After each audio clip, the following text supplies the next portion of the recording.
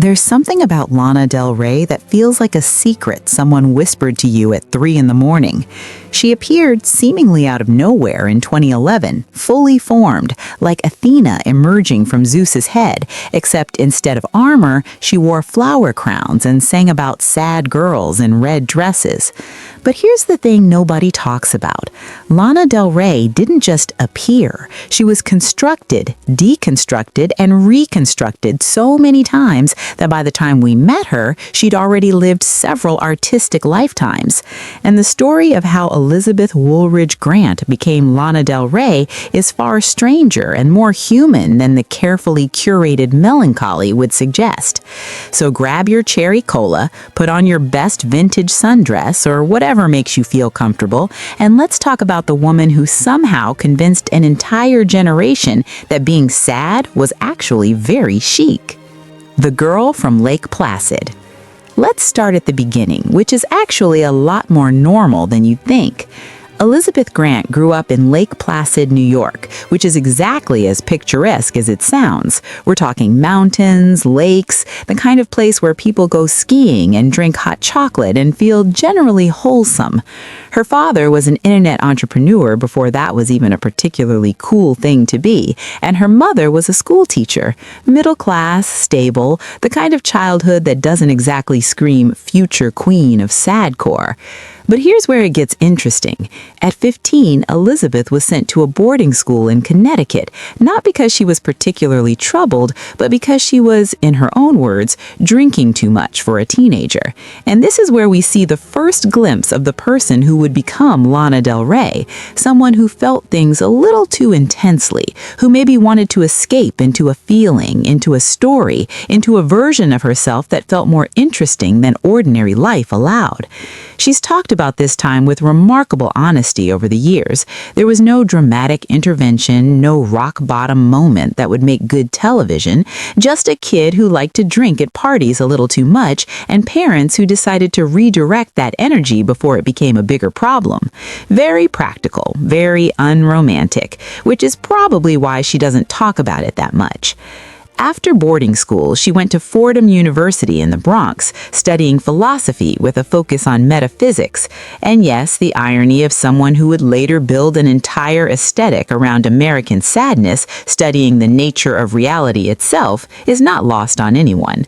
She was writing poetry, performing at open mics, doing all the things that artistic young people do in New York City when they're trying to figure out who they are. But she wasn't Lana yet. She wasn't even really sure what kind of artist she wanted to be. The many lives before Lana. Here's something most people don't know. Lana Del Rey isn't even her first stage name. Before she was Lana, she was Lizzie Grant, and as Lizzie Grant, she released an entire album in 2010 called Lana Del Rey, aka Lizzie Grant. Yes, you read that right. She named an album Lana Del Rey before she actually became Lana Del Rey. It's like she was testing out the name, seeing how it felt, wearing it like a coat she wasn't sure fit yet. That album went absolutely nowhere. It was pulled from stores, largely disappeared from the internet, and became one of those artifacts that only die-hard fans talk about on forums at 2 in the morning. But if you listen to it now, knowing what came after, it's fascinating. You can hear her experimenting, trying on different sounds, different personas. There are hip-hop beats, there's rock influence, there's this raw quality that would later be smoothed into the cinematic sadness we all know. She's been remarkably cagey about this era. In some interviews, she's dismissed it as not really counting, as just a learning experience. In others, she's defended it. It seems to depend on her mood, which is very on brand for someone whose entire artistic identity is built around emotional authenticity. But here's what's really interesting about this period. It shows us that Lana Del Rey was a choice, a deliberate, carefully considered choice. She tried being Lizzie Grant, the more raw and unpolished version, and it didn't work. So she sat down and asked herself, who do I need to be for people to listen? And the answer she came up with was Lana Del Rey. She said she chose the name Lana because it was simple and pretty, and Del Rey because it had a California feel, sort of Hollywood wanted glamour. She wanted to sound like someone who could have existed in any era, who felt both contemporary and vintage at the same time. A name that sounded like it belonged on a movie marquee or a gravestone in an old cemetery. Timeless and tragic. The transformation wasn't just about the name, though. She changed her look, refined her sound, developed this whole aesthetic around Americana, vintage Hollywood, and a very specific kind of beautiful sadness. She studied what worked, what didn't, and emerged with something that felt completely original, even though it was built from carefully selected pieces of the past. Video games and overnight success. So there's this thing that happens in music when someone becomes an overnight success after working in obscurity for 10 years. Lana Del Rey is the textbook example of this phenomenon. In 2011, she uploaded a song called Video Games to YouTube. Just her singing with this haunting melody and lyrics about playing video games and getting drunk on the weekend. The video was this collage of vintage Americana footage, all grainy and nostalgic, and something about it just clicked. Within months, she went from being a struggling artist in New York to being signed to a major label, with everyone from indie blogs to mainstream media talking about her. Video games felt like it came from another era, like someone had found a lost recording from a more emotionally honest time and uploaded it to the internet. But then came the backlash, and oh boy, was it intense. People started digging into her past, finding those old Lizzie Grant songs, questioning if she was authentic. There were think pieces about whether she had cosmetic surgery, whether her lips were real, whether her whole persona was manufactured. Saturday Night Live invited her to perform, and she had a notoriously rough performance that led to even more criticism.